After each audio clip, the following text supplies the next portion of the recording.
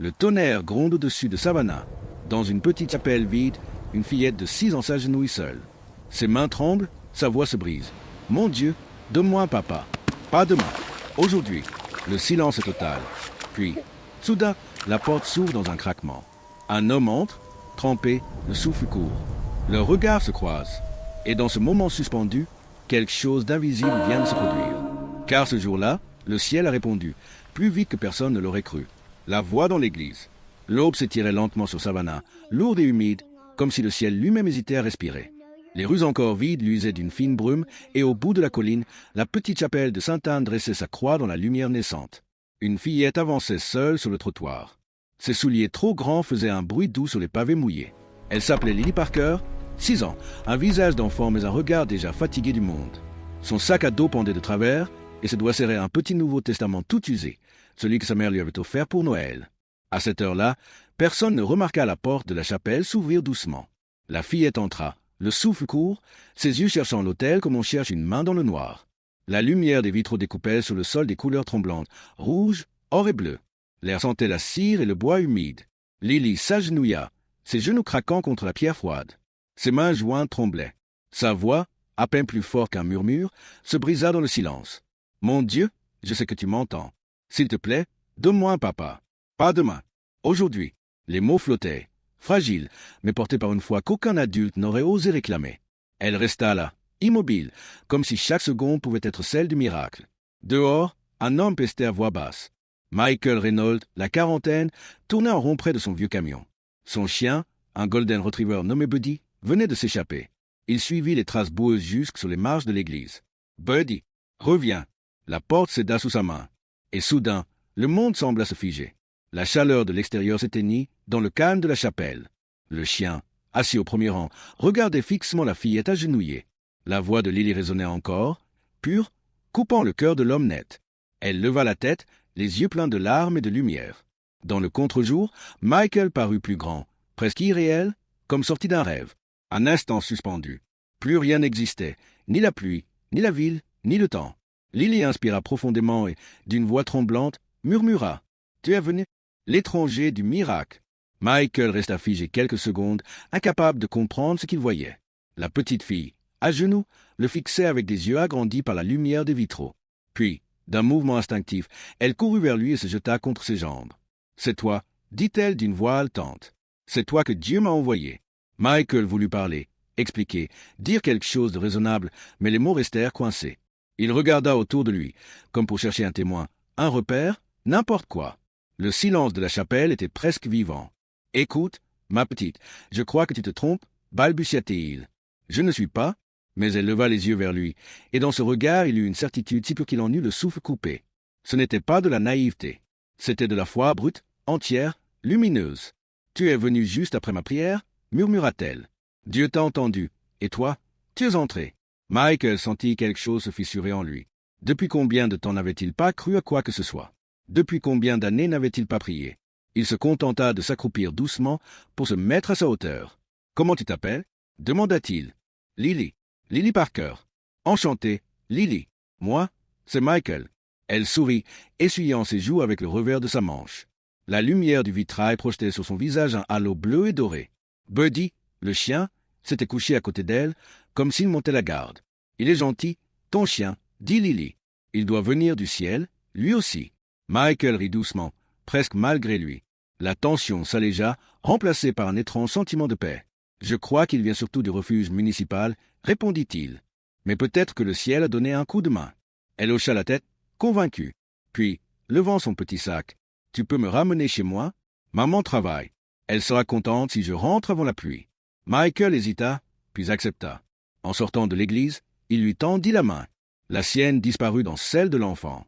Ils marchèrent dans la lumière déclinante, entre les arbres luisants d'humidité. Le chien trottait devant eux. Quand ils arrivèrent enfin, Michael leva les yeux. Au-dessus d'une vieille laverie, une fenêtre étroite, sans rideau, brillait faiblement. « C'est là, » dit Lily, fière. « C'est notre maison. » Michael sentit une boule lui serrer la gorge. Une laverie, et au-dessus, la prière d'une enfant. Il comprit alors que ce n'était peut-être pas lui qui avait trouvé Lily. C'était elle qui venait de le trouver. Sarah, la mère fatiguée. La pluie tombait finement sur la rue de Breton, traçant des sillons sur la vitre du petit appartement au-dessus de la laverie. À l'intérieur, une odeur de lessive et de café froid flottait encore dans l'air. Sarah Parker, les yeux cernés, venait de rentrer de son second travail. Son uniforme sentait le savon et la fatigue. Depuis des années, ses journées se ressemblaient. Le matin au restaurant, le soir dans les bureaux, entre les factures, les repas à réchauffer et les devoirs de Lily. Elle avait appris à survivre sans rêver, à sourire sans y croire.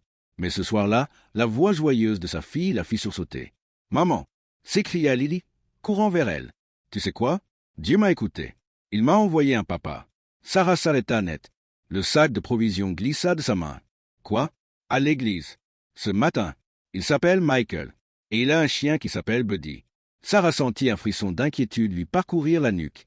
Une inconnue, un homme dans une église, et sa fille seule. Son cœur accéléra. « Tu es sortie toute seule? » Lily, combien de fois je t'ai dit de ne jamais parler à des étrangers? La petite baissa la tête, les lèvres tremblantes. « Mais maman, il était gentil. Il m'a raccompagné.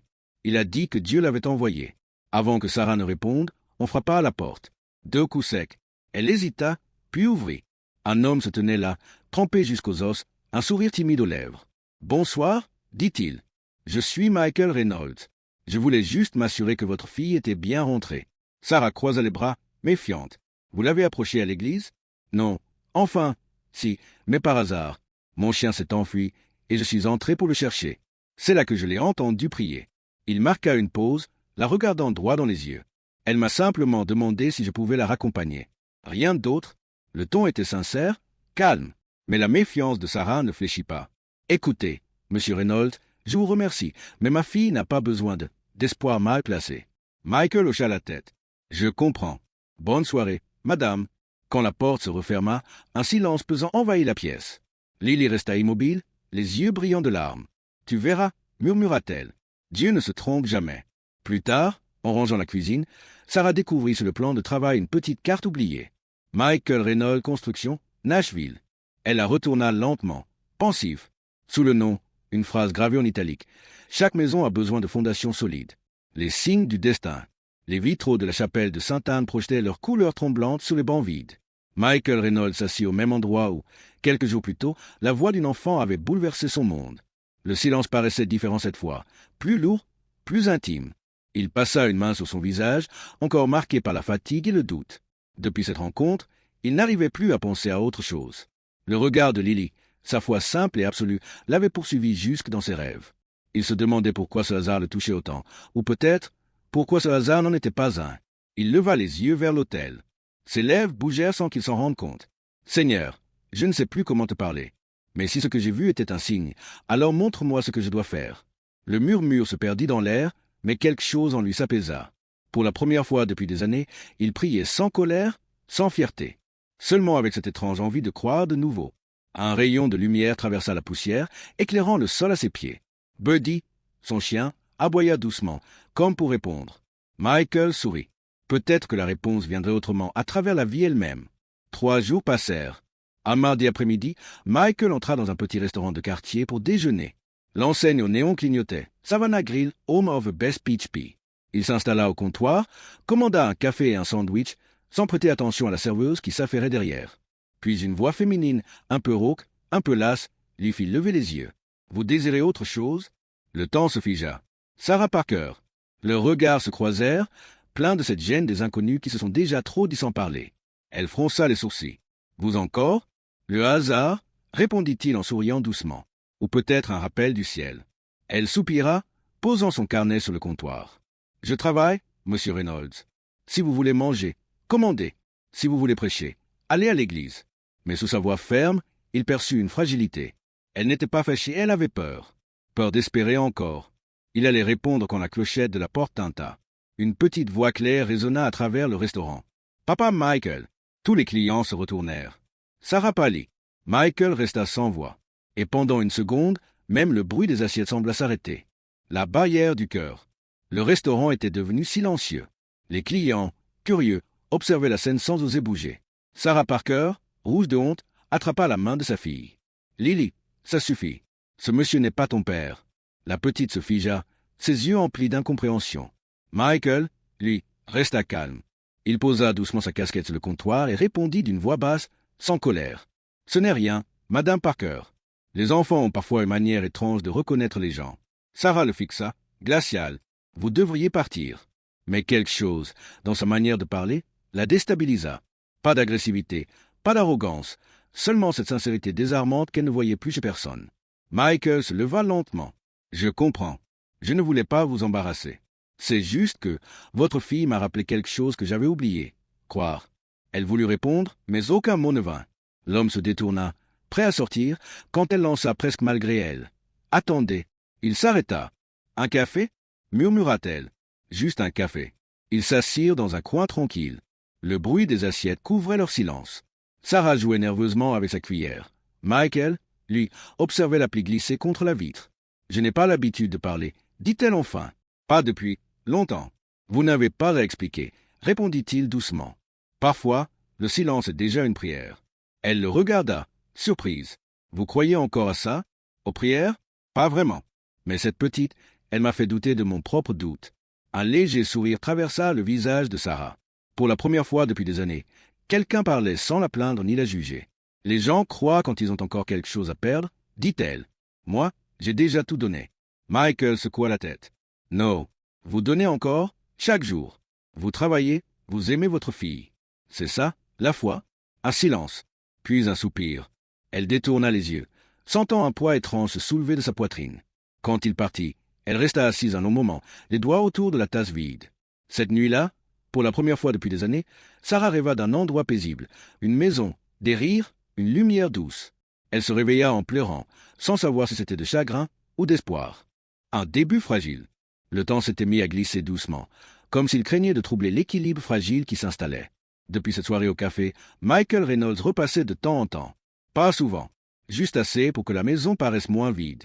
Parfois, il apportait un outil, un sac de course ou simplement un sourire. Il réparait ce qui traînait depuis des mois, une poignée de porte, une lampe qui grésillait, un tiroir coincé. Pendant qu'il bricolait, Lily commentait chaque geste, fascinée. « Tu sais tout faire, papa Michael ?»« Non, » répondit-il en riant. « Mais j'essaie. C'est déjà un bon début. » À ces mots, Sarah leva les yeux de son repassage. Un sourire, malgré elle, traversa son visage fatigué. Il avait cette manière de parler qui apaisait tout, sans promesses, sans grand discours. Le soir, il restait parfois dîner. Des repas simples, pâtes, légumes, parfois une tarte qu'il achetait au marché. Les rires de Lily ponctuaient la table, et le silence qui suivait n'avait plus rien d'angoissant. Sarah, pourtant, restait sur ses gardes. Chaque fois qu'elle le voyait jouer avec sa fille, une peur sourde remontait, celle de l'attachement, du vide après. Elle savait ce que c'était que de tout perdre d'un coup. Une nuit de pluie, l'électricité sauta brièvement. Lily, effrayée, vint se blottir contre Michael. Il s'assit sur le canapé, la prit dans ses bras et commença à lui raconter une histoire. Sa voix était basse, lente, presque hypnotique. Il était une fois, dit-il, un petit oiseau qui avait peur du vent. Mais un jour, le vent s'est mis à chanter, et l'oiseau a compris qu'il ne voulait pas le blesser, seulement l'aider à voler. Les paupières de Lily se fermèrent peu à peu. Quand le silence revint, elle dormait, la tête nichée contre son épaule. Sarah les observait depuis la porte entr'ouverte. La lampe diffusait une lumière dorée sur la scène. Le chien couché près du canapé, Michael immobile, la fillette endormie contre lui. Il leva les yeux vers Sarah, cherchant son regard. Un long moment passa, suspendu entre tendresse et peur. Elle avança doucement, puis murmura d'une voix brisée. « Si tu pars, ne promets rien. Les promesses me font plus mal que l'absence. » Michael resta silencieux. Son regard disait tout. Il ne promettrait pas, mais il resterait tant qu'il le pourrait. La pluie continua de tomber dehors, douce et régulière, comme une berceuse pour les cœurs qui commençaient à guérir. Le week-end à Charleston. Le soleil de Charleston baignait la route d'une lumière dorée. Dans le vieux pick-up de Michael, Lily chantonnait à l'arrière, serrant son lapin en peluche contre elle. À côté d'elle, Sarah regardait le paysage défiler, les arbres, les ponts, la rivière. Chaque kilomètre l'éloignait un peu de la peur et la rapprochait de quelque chose qu'elle n'osait pas encore nommer. « C'est beau » murmura-t-elle. « Attends de voir la maison » répondit Michael en souriant. « Les filles t'adoreront, j'en suis sûr. » Sarah hocha la tête sans répondre. Elle avait passé la veille à hésiter. Était-ce raisonnable d'accepter cette invitation? Était-ce vraiment juste une journée ou un pas de plus vers quelque chose qu'elle ne saurait contrôler? Quand ils arrivèrent, la maison se dressa, simple et lumineuse, au fond d'une allée bordée de chênes. Le jardin sentait le citron et la menthe. Des rires d'enfants s'échappaient du porche. Une femme sortit, essuyant ses mains sur un torchon. Laura, l'ex-femme de Michael, souriait. Son visage était doux, sans trace d'amertume. « Vous devez être Sarah, dit-elle en s'approchant. Et voici la fameuse Lily. « Bonjour, madame, répondit timidement la petite. Vous êtes celle qui fait les cookies ?» Laura éclata de rire. « C'est donc toi, la gourmande dont j'entends parler depuis des semaines. » La tension s'évanouit aussitôt. À l'intérieur, l'air sentait la vanille et le bois chaud. Les filles de Michael, Chloé et Mia, descendirent les escaliers en courant. « Papa !» cria la plus jeune avant de se figer devant Lily. Elles se regardèrent un instant, puis éclatèrent de rire.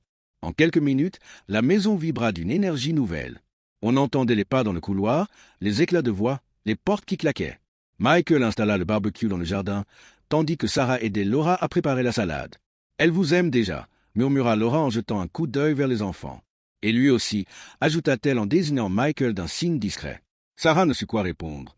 Elle se contenta de sourire, son cœur battant un peu trop vite. Le soir, la lumière déclina sur le jardin.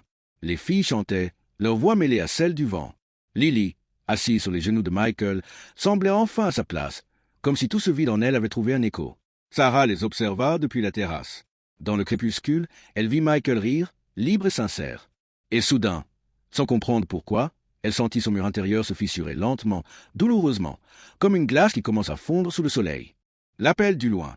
Le téléphone vibra sur la table de la cuisine. Michael Reynolds décrocha, le regard fuyant celui de Sarah. À l'autre bout du fil, une voix qu'il connaissait bien, celle de son supérieur. Une nouvelle offre, un grand projet au Texas. 6 mois de travail. 6 mois loin d'eux. Quand il raccrocha, un silence lourd s'installa. Lily coloriait sur le tapis, insouciante. Sarah, elle, sentit son estomac se nouer avant même qu'il parle. C'est une opportunité importante, murmura Michael. Juste quelques mois. Elle hocha la tête, sans rien dire. L'air autour d'eux semblait s'être épaissi. « Tu vas partir ?» dit-elle simplement. « Je dois. C'est mon travail. Mais je reviendrai. Je te le promets. » Ce mot, « promet » résonna comme une écharde dans le cœur de Sarah. Elle voulut répondre, lui dire qu'elle n'y croyait plus, que les promesses s'effrient toujours avant la fin. Mais Lily avait levé la tête, ses yeux brillants d'inquiétude. « Tu pars loin ?» demanda-t-elle d'une voix tremblante. Michael s'accroupit, posa une main sur son épaule. « Pas pour longtemps, ma puce. Et tu pourras m'appeler tous les jours, d'accord ?» Elle secoua la tête, les larmes montant. Les gens disent toujours ça, et puis ne reviennent plus. Son honnêteté lui brisa le souffle. Il serra la fillette contre lui. « Moi, je reviendrai. Je te le jure. » La semaine qui suivit passa comme un rêve qu'on n'a pas envie de vivre. Le jour du départ, la pluie tombait fine sur Savannah. Sarah resta sur le seuil, les bras croisés. Lily, dans ses bras, pleurait en silence. « Rentre vite » souffla Sarah. « Toujours » répondit-il. Et il s'en alla. Le bruit du moteur disparut au loin, laissant derrière lui un vide immense. Les jours suivants furent faits d'attente et de rituels. Chaque soir, l'appel arrivait. Une voix fatiguée, un rire forcé, des mots simples pour combler la distance. Lily lui montrait ses dessins à travers l'écran. Sarah parlait peu, mais restait là, écoutant. Les semaines devinrent des mois. Le téléphone se fit plus rare, les messages plus courts. Mais chaque soir, avant de dormir, Lily murmurait sa prière. « Merci, mon Dieu, pour mon papa. Garde-le près de nous, même s'il est loin. » Un matin, alors que Sarah ramassait le courrier, une enveloppe épaisse attira son regard. À l'intérieur, une photo d'un coucher de soleil sur un désert rouge. Et, glissé contre la carte, un petit pendentif en forme de croix. Sous la photo, une seule phrase, « Pour le jour où tu as cru ». Sarah ferma les yeux, et pour la première fois depuis son départ, elle sentit son cœur battre sans douleur. Les mois d'attente, les semaines s'étaient changées en mois. L'absence de Michael avait d'abord laissé un vide froid, mais peu à peu, la maison s'était réchauffée autrement par la patience, la prière et la routine. Sarah Parker avait appris à respirer de nouveau, à se lever sans compter les jours. Chaque matin, elle ouvrait les rideaux pour laisser entrer la lumière, même quand le ciel restait gris. Elle travaillait, rentrait tard, mais son pas avait changé. Moins lourd, plus sûr. Sur la table, un vase accueillait toujours des fleurs fraîches, un geste simple. Mais pour Sarah, c'était une façon de dire « je continue ». Lily, elle, portait chaque jour le pendentif que Michael lui avait envoyé. La petite croix brillait sur sa poitrine, symbole d'un lien qu'aucune distance ne pouvait rompre.